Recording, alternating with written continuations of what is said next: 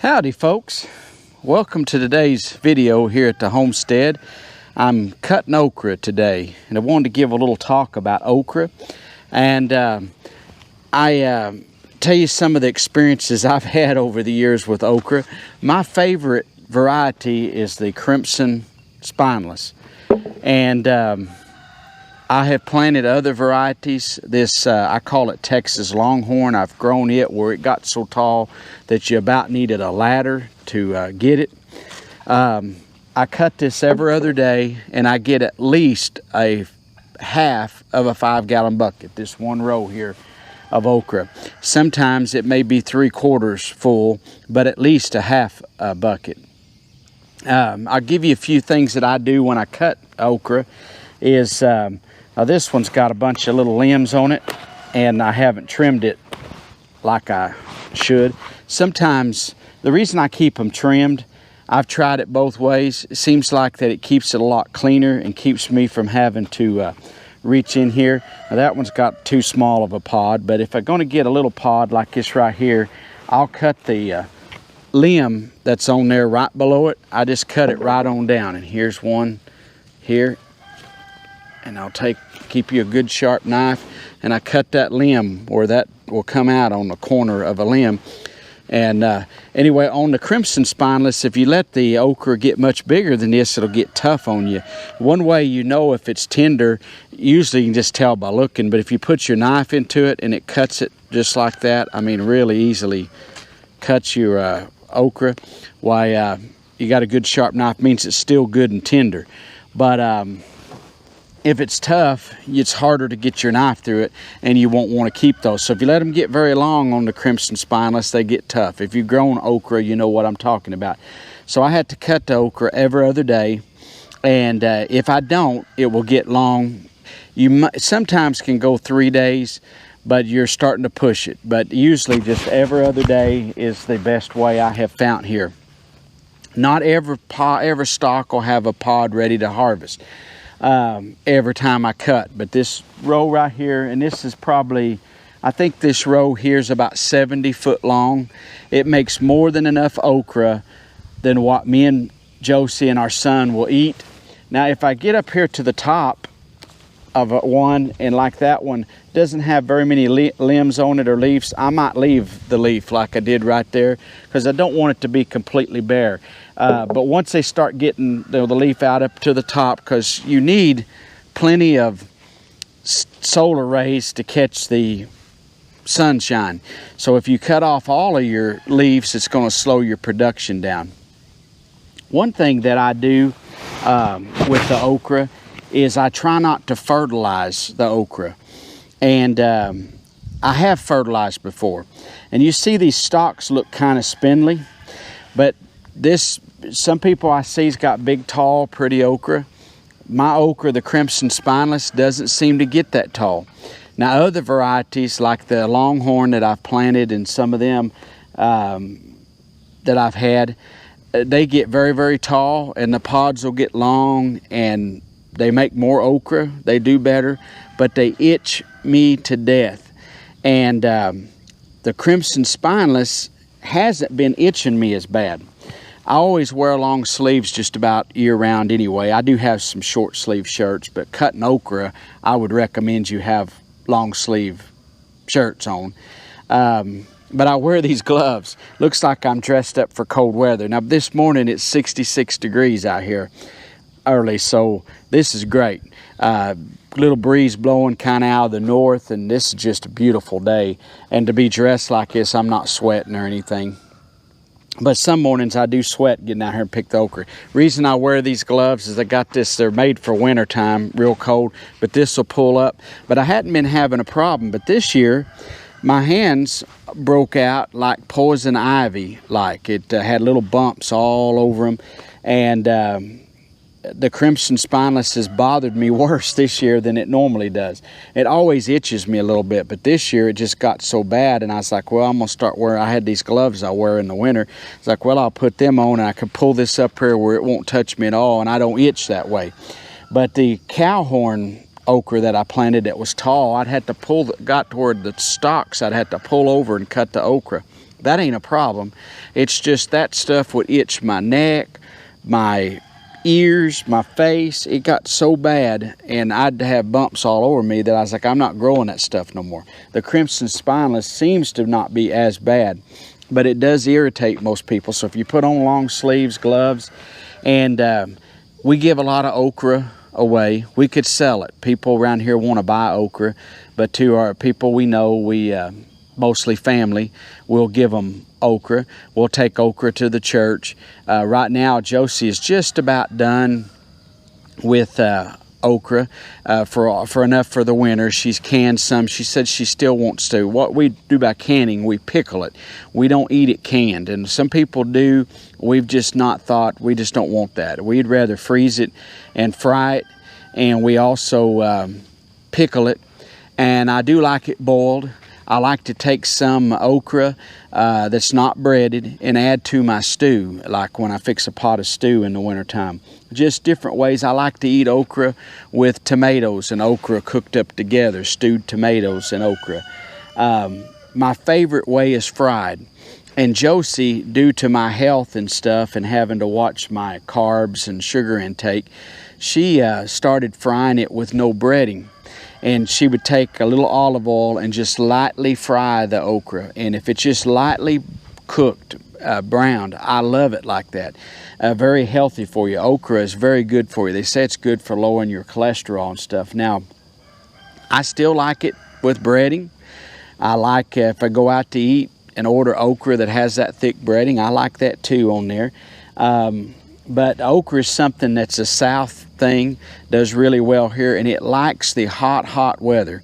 So what I do when the hot time, like right now, is I make a little furrow down along the edge of the okra, and I'll put my garden hose in up here at this other end, and I've got one made through here right now. You probably can't see it or tell it on the camera, but what it'll do is the water will just fill up. It don't take long. The water will come all the way down here to the end, and then once it gets down there, I'll shut the water off, and I'll do that about once a week.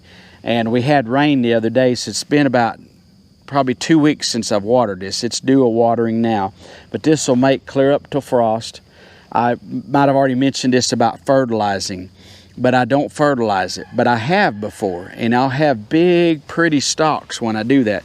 The problem is they just start dying. They'll no matter how much you water or whatever, your stalks start wilting, and before long the entire row just about will die, and you can just pull them up out of the ground. It's like the roots start dying, and I think it burns them up. But for a while they'll be so big and pretty that, you know, it just really makes them look so good. But I don't recommend fertilizing the okra. And there's some folks around here that grow okra for a living and sell it at roadside stands, and they make a pretty good amount of money off of it. There's a farmer over here that has a little, about an acre piece of property separated from his soybean fields, and he grows okra. And this first year he hasn't, but he's always for many years, and he claims he has made a bunch of money off of that one little acre of land just selling fresh okra to people. And they'll cut theirs every day, but he don't fertilize it. He puts it out there, and he does water the rows, but he don't fertilize, and he seems to think he gets the best results not fertilizing. That may just be an Oklahoma thing here. There's another guy in a neighboring town about 20 miles away. He has finally gotten to the health he can't do it anymore, but he made a whole bunch of money growing okra. He lived along the highway, and he planted his whole yard, the front yard, the backyard, with okra, and he sold it there out of his carport, and people stopped and bought it there. And some places that farmers markets and things would come and actually buy his okra and then go resell it. But the guy claimed that he made a lot of money growing just okra, and people around here love okra, and a lot of people don't want to grow it because they can't stand to cut it. But one way you can protect yourself this way, I've had people tell me that they dress up like this and they still it just itches them to death. So I don't know. Thing is, we love to eat the okra. Like I say, we have it fried, boiled, Josie don't much care for it boiled because it gets a little slimy texture, but when it's boiled in a stew or boiled with some stewed tomatoes, something like that, I think is really good. She makes an okra salad, and that's very delicious. There's all kinds of succotash. People that make succotash around here will take and use okra. Gumbo, they'll put okra in that to make gumbo. I don't know if you have to have okra for gumbo, but that's what they do. What I've had around here, we usually have okra in it. But it just makes some really good dishes, and it's something tasty. It's one thing that you either like it or you hate it. And but anyway, we'll get so much okra, and we could probably use a half of this row. We wouldn't have to do a whole row. It's just, this is the way my garden is lined out, so I plant an entire row of okra, and we have so much, and it's close together. It could be thinned more, and I did thin this year. I think every seed I put out came up. I've got a video on planting okra. It come up super good. Some of these I could have thinned, but it still produces pods, so I don't know why I would need to worry about that. I got all that I could possibly want. This is this way every year, but we'll eventually get tired of cutting it. I'm kind of getting tired of cutting it now every other day, and I have brought in a lot of okra. I think Stacy's kind of size right now when I bring the okra in the house. But anyway, she's been freezing it and been giving some away. If we have family, people that'll stop by here and visit, she always sends them home with something, and right now she'll send them home with some eggs and a bag full of okra. And most people really appreciate that, because a lot of people here don't grow gardens anymore. But anyway, I could put up a roadside stand over here and probably sell all the okra I could possibly grow. But it's a real healthy treat. It's super easy to grow. If you're concerned about how to grow it, I've got a video. It'd be too late now to try to grow okra for a fall crop, at least here in Oklahoma.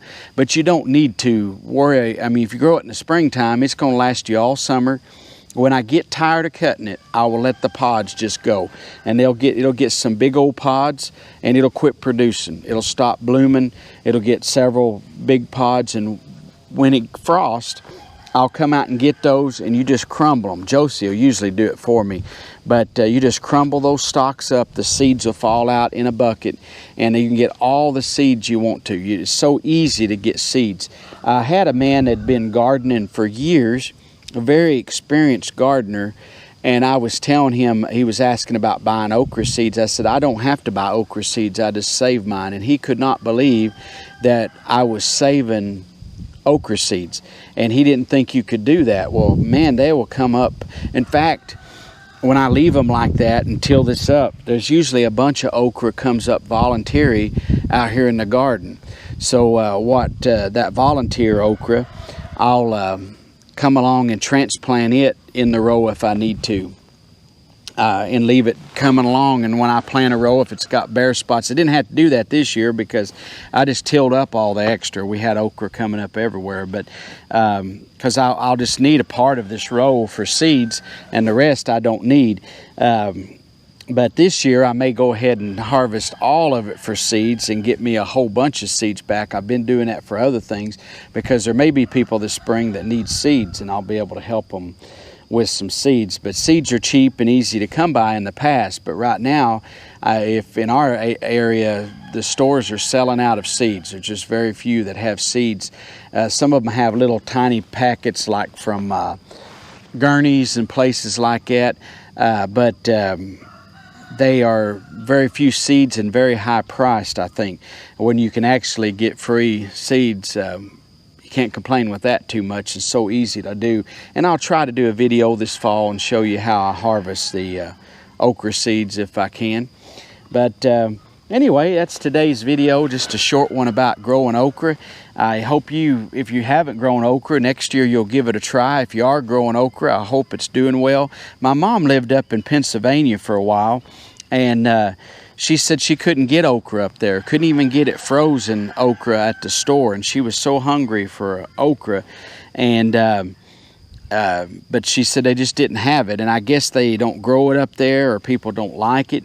But down here, it's in the stores. You can buy it fresh in the produce departments, roadside stands around here. And like I say, it's a big item, big commodity around here. But I've read that they claim that there's the sliminess that's in okra is very good for your cholesterol, to help lower your cholesterol. Now, maybe us frying it ain't the best, but it sure does taste good. And you take some fried okra, black-eyed peas, and some sliced tomatoes this time of the year, and folks, I eat like a king around here. Some of the food I eat, people say is poor man's food, like turnips. Well, I wouldn't mind to be rich, but I wouldn't want to eat like rich people. I want to eat like poor people. Me and Josie one time got invited to a big convention, and the dinners were, if you brought guests, was something like $100 or more a piece. Ours was included, part of our deal, but if you wanted to bring extra people. And it was at a big fancy place, and I'd never ate anything like that at that before. But they brought you a little bitty piece of chicken, little bitty piece of beef, and 3 or 4 asparagus strips on a plate. And that way, I thought that what you got to do was pick out which of your items you wanted. Like if you liked the beef better than the chicken, they'd bring you a whole steak, like a pound steak. Well, that's all you got was that little nibbins, because I'd be that little sampling, I'd probably be a skinny guy if I ate like that. But anyway, they brought us a little piece of bread, and there was some stuff on the table that looked like jelly. So I took the knife that was there and dabbed some of that on my bread, and it was the worst tasting jelly I'd ever had. And afterwards, some of our friends told us that was caviar. So I'm just not into eating like rich folks. And they had come out and moved your silverware around. You know, I use the same spoon, fork, or whatever for my entire meal, but every little thing they brought out to you, like the salad, and you wouldn't even get all your salad ate, and they'd come bring that away, move your silverware, take the dirty away, move some fresh around. They had silverware here, silverware here, silverware here. You had a personal waiter or waitress at your table, and just crazy. But we was talking about it later, and we was like, we wouldn't mind to be rich. Would be kind of nice, maybe, if that was the Lord's will. The Lord knows what's best for us, and I wouldn't want to ever get out of God's will. But we both agreed that we wouldn't want to eat like rich people, because they sure don't eat good like us country folks do. But you put me some black-eyed peas and hog jowl and maybe some fried okra squash or fried turnips or something, whatever, sliced tomatoes, cucumbers fresh out of the garden. Man, oh man, nobody can beat that. And it's some of the best eating. And okra is one of the best treats you can have. And we eat on ours year round. And if you're wondering about putting up okra, I asked Josie to show a video. My mom put up okra and she froze it. And she would actually put it in the oven and pre-cook it. And I think she even pre-breaded it. We don't do that.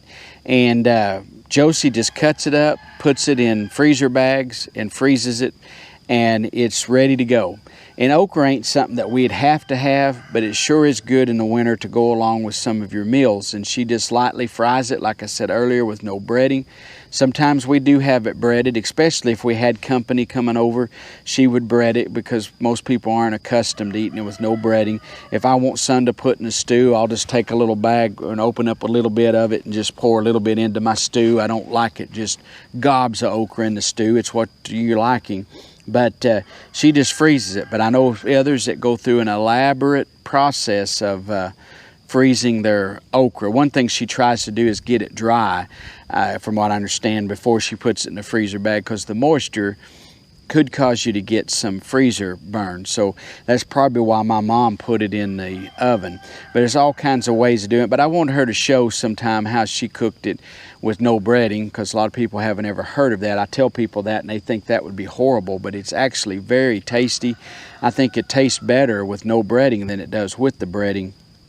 But like I say, I'll eat it either way. and I like it pickled.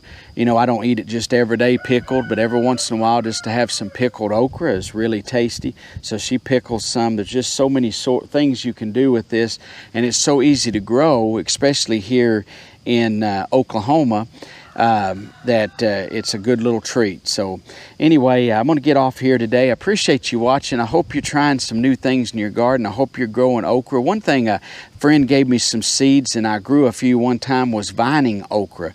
And they're ugly looking little old pods. They don't look nothing like this. They get kind of big and stubby pods. But well, some of them got big, long like that, if I remember right, been big round and still tender, but it'll grow on your fence. But I just have stuck with, I've tried different varieties, but I've kind of stuck with the Crimson Spineless. I grow a row every year of it because it's an old standby and it's something I've gotten accustomed to. But I do like to experiment, so try some different things. There's purple okra, some grow that, and just different things that is interesting and stuff. But anyway, we're gonna get off here today. God bless you. We're gone.